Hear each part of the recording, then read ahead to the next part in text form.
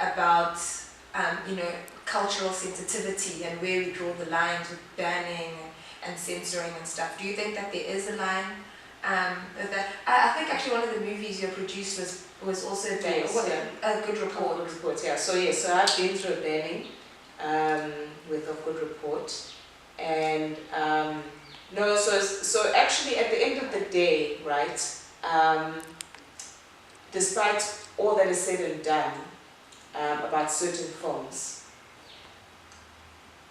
the bottom line is that censorship, in the way that we understand it, the word censorship doesn't really mean what we understand it to be, But censorship is allowing something to happen or disallowing something to happen. But actually censorship has a much more subtle meaning in that it's about discerning material and, what is acceptable and what is not acceptable, which is always an ethical question. But how we understand it, allowing something to happen or not allowing it to happen, censorship, no, it has no place in arts, right? So, I think for me, that's the bottom line. When we had A Good Reports unbanned, we had to state our case that of Good Reports, they were saying that it was child pornography, but child pornography implies that it's purely for gratification, and ours had aesthetic and artistic merit. And we had to argue the artistic and aesthetic merit. What is artistic / aesthetic merit, And your question comes down to that, because censorship, we all agree, right, that you're not going to show a child a pornography film. People are like having sex, right? We all agree to that, okay. Now, if everybody agrees that is wrong, now let's push it gentler and gentler and gentler. Where do you draw that line between artistic merit and unacceptable viewing, I'll give you an example. I don't know if you've ever seen Deep Throat. I haven't. Okay, so I've seen Deep Throat. And Deep Throat, is a pornographic film, but it has a lot of artistic merit. Would I show it to my 7-year-old? No. Should it be censored? Well, it's got artistic merit, because that's what you must argue. But what is artistic merit? Exactly. What is artistic merit? We probably can't answer that in the scope of this interview. But that is what the censorship question boiled down when we are going through the experience, and obviously, and that would mean I can infer that is, ultimately the principle that's applied. It is what is artistic merit. So, my thing is that, what I learned from that experience is that when your work clashes with the law, it then becomes so important to actually have that definition in your head very clear. That what I'm doing here is artistic merit, and then that. But surely, just by virtue of someone stating it, they already think it has some kind of artistic merit. By virtue of them putting it on and making it into a film or whatever, the assumption is that there is already artistic merit. No, because people who make porn, they're making it, right? And they know exactly why they're making it, and they know it's not artistic merit. It's to satisfy certain gratuitous need, So it's always that fine line between what is gratuitous and what is actually artistic merit and has something to say, It's an ethical question. These things can be debated for hours and hours. But even with you, Lwazi, saying that like some things, okay, censorship, no, like the disallowing and the allowing. What if, for example, the RV idea was like, we want to put on a show about how, awful black people are. Do you not think that should be censored at all? Yeah, well, exactly, because, black people have been allowed to put on shows that say how horrible white people are. So why can't white people then? And besides, wouldn't you want to know? I would want to know. Sometimes you must wonder, is censorship actually protecting and in your best interest? I'm not sure that it's in my best interest not to know what they actually think about black people, and so you see, so that's, as I say, that's why it becomes such a tricky ethical question.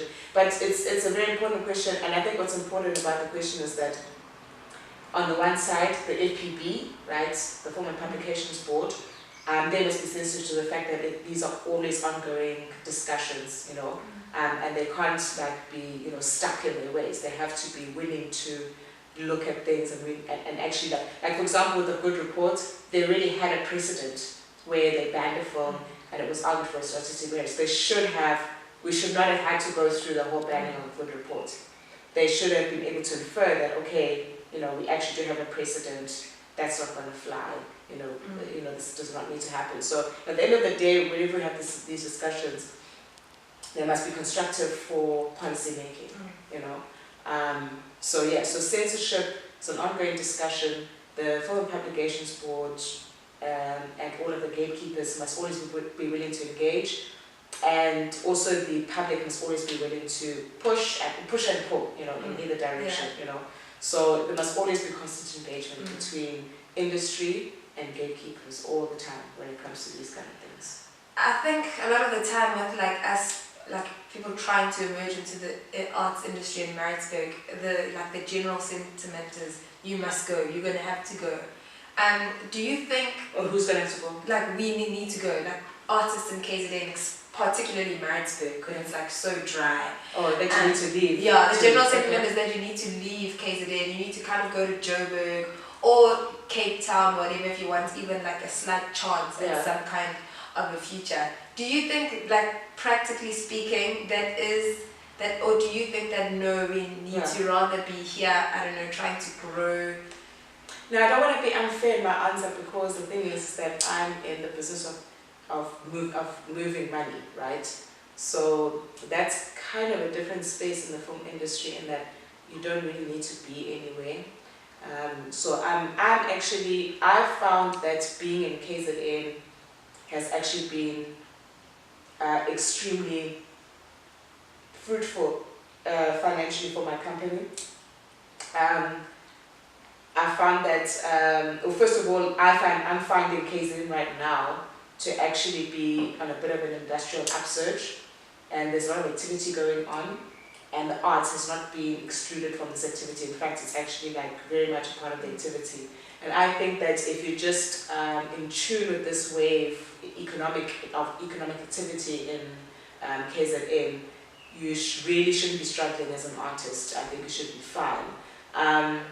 Again, you know, I say this with caution, because I'm in financing, I'm just in tune with that. I can appreciate that if you're an actress or a crew person or a director, you know, if you're not like, you know, in the executive space, you wouldn't be in tune with what's happening economically in the province.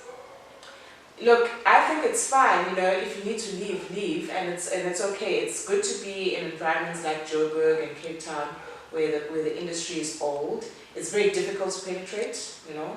I mean, the film industry is a tough industry, and the less you are involved with the money side of things, the tougher it is.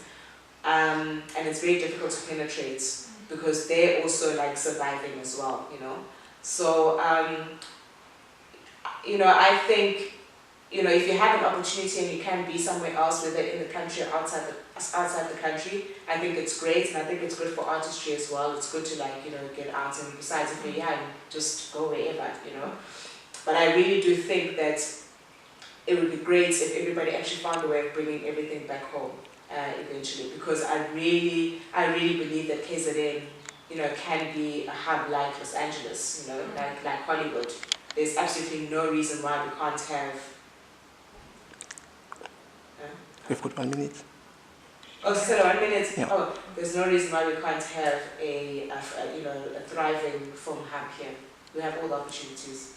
Wow. Yeah. Okay. And then, just in closing, I wanted to ask, well, what do you think about the bridge between theatre and film? Is there a bridge that can be crossed? Yes. And how so? How is it possible to like bring the two? If I'm a theatre maker, how do I penetrate film? If I'm a filmmaker, how do I penetrate theatre? No, I mean, look, between Hollywood and Broadway, there are thousands of examples in different kind of ways of meshing the silver screen and theatre. You know, there's a myriad of ways that you can do it. There's so many examples, and you know, it's a very natural swing. There's obviously skills that you need to abandon in one for them to work in the other and vice versa. You know, and again, it comes down to economics. In this country, it comes down to understanding politics and economics, you know, because our politics and our economics are very much enmeshed. So that's really where the problem